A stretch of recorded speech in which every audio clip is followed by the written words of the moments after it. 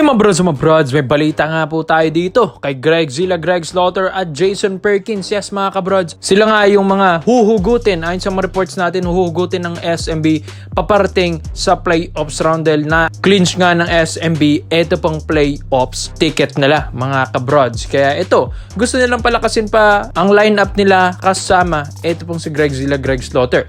Madali na lang ito mga kabrods. Bakit? Ito po kasing si Slaughter ay syempre alam din naman natin na nasa Manila Stars ito, nasa MPBL, pero hindi natin alam pang long-term contract ba ang kanyang pipirmahan dyan. Di ba nga, nung pumasok ito ng MPBL sa Manila Stars, bigla itong nabigyan ng 1 million kada buwan offer. Pero ngayon nagkakaroon na ng struggle ang MPBL, nawawalan na rin ng budget and yung ibang players hindi na rin nasasahuran. Ayon din niya sa mga reports kay Mr. Snow Badwa, ang dami na nga nagsusumbong sa MPBL players dahil hindi nga sila naalagaan ng kanilang kupunan. Kaya ganito rin yung nangyari sa Manila Stars neto po ni Greg Slaughter. Kaya nga mga kabrods, ganda problema. Kaya pag ito offeran nito ng SMB, ang bilis lang neto mga kabrods. Lalong-lalo na ngayon, kailangan nila ng Slaughter sa playoffs round mga kabrods. Alam din naman natin na ito pong si Greg Zilla, kahit sabihin natin bar nito, kahit malambot nga ito maglaro, pero yung presensya kasi ng isang 7-footer ay iba yan mga kabrods. So bakit ba nila kailangan pa si Greg Zilla knowing na nandito rin naman ang inyong The Kraken Junmar Fajardo? Mga kabrods, simple lang yan. Kaya nga kukunin ng SMB ito pong si Slaughter para nga hindi masyadong ma-exhausted, mapagod ng sobra, ma-burnout na naman si The Kraken Junmar Fajardo. Tandaan nyo ba sa mga past few seasons ng SMB, kapag pagod si Junmar, pag walang Fajardo, ano nangyayari sa SMB? Pilay. Hindi sila manalo ng maayos. Mga kabrods, lalong-lalo na kapag pagod na Fajardo ang kanilang nakakasama. Kaya kailangan nila si Slaughter kapalitan ni Junmar mga kabrods. Mas malaki pa ito kay Fajardo. At nakakatulong rin ito kahit papano. May championship experience na rin sa PBA at alam na rin niyang galawan dito. So pwede yan mga kabrods, hugutin or kunin ng Bearmen. So isa pa, itong si Jason Perkins. Yes mga bro, si Perkins naman ay ito pong Phoenix Super LPG niya, isa ito sa mga koponan na hindi na makakapasok ng playoffs round mga bro. Yes, official na yan. Ano na nangyayari na naman sa Phoenix Super LPG? Ito na naman silang sakit nila na palaging talo ng talo. Kaya ito pong si Jason Perkins, pwede na itong kunin ng SMB at gumawa sila ng trade habang ito'y maaga pa mga kabroz. Papasok na tayo ng playoffs round, kailangan din ng SMB na gumalaw na.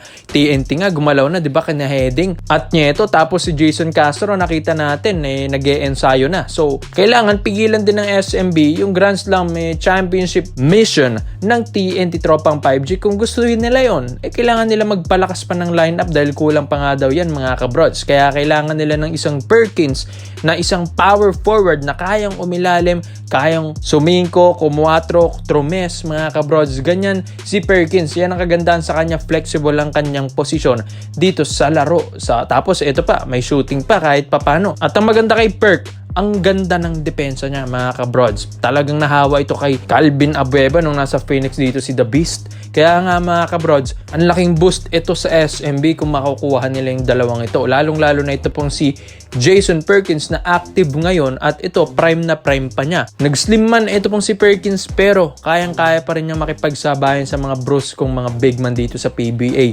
Dahil nandun pa rin yung kanyang physicality sa laro. So maganda ito mga kabrods, magandang additional sa SMB. Malaking boost ito sa ilalim, sa wings dahil dito kay Slaughter plus Jason Perkins. Kaya sa tingin nyo mga kabrods, makakapasok ba ng semis ang SMB once nakunin nila ito pang mga dalawang players na ito?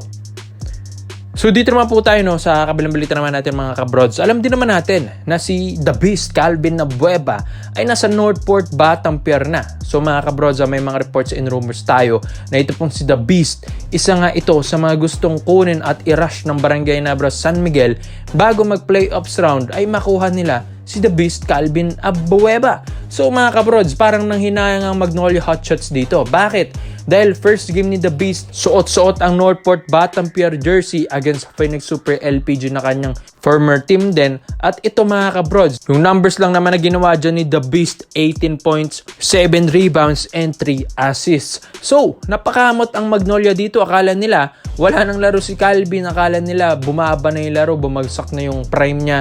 Pero, nung itong nasa Northport ito, binigyan ito ng opportunity, binigyan ito ng bola, binigyan ito ng maayos na minuto sa laro. Ito, lumabas na naman yung laro ni The Beast, Calvin Abueva. So, Abueva is still Calvin Abueva mga kabrods. Wala nang mas aangas pa na player dito sa PBA, kundi si The Beast lang yan mga kabrods. Kaya ito, mapa-mind games, mapa-hustle, mapa-rebound, mapa-tres, kayang-kaya niya. At ang maganda kay Calvin Abueva, yung depensa. Yes mga kabrods, ang kanyang specialty sa laro at physicality. So, yan nga ang nawala sa Magnolia ngayon, na kahit mayroon silang William Navarro na scorer, pero nagiging inconsistent na kasi si William Navarro ngayon mga kabrods.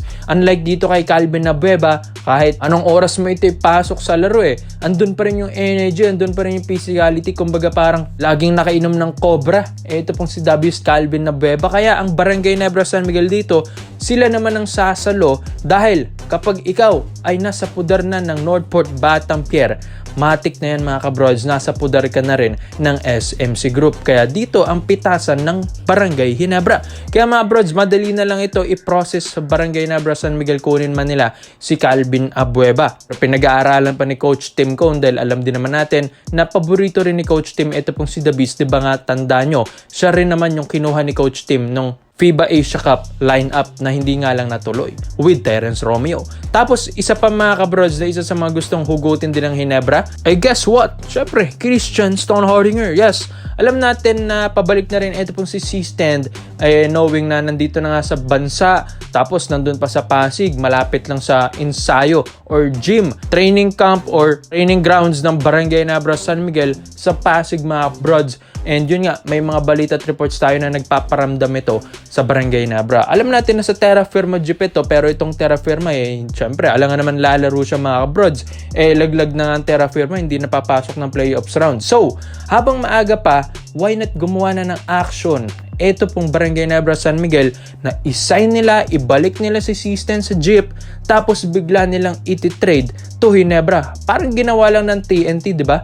Bigla nilang binalik si Mikey Williams, pero ni isang minuto hindi ito nakapag-ensayo dahil trinade agad sa Converge Fiber Xers. So, imbis na matetenga, masasayo yung talent dyan ng isang big man dyan sa Terra Firma Jeep, why not ito yung gawin ng Barangay Nebra San Miguel na ginawa ng TNT Tropang 5G? Dahil lang TNT Tropang 5G mga kabrods, focus nila ngayon Grand Slam Championship. So, sino bang makakabura niyan? Syempre, ang SMC Group lang naman ang may potential na kayang burahin ito pong Grand Slam Championship mission ng TNT Tropang 5G, mga kabrod. So, pwede kung maibalik ng Ginebra ito pong si C-Stand bago mag-playoffs round or within playoffs round. So, mga kabrods, ang laking boost ito sa Ginebra.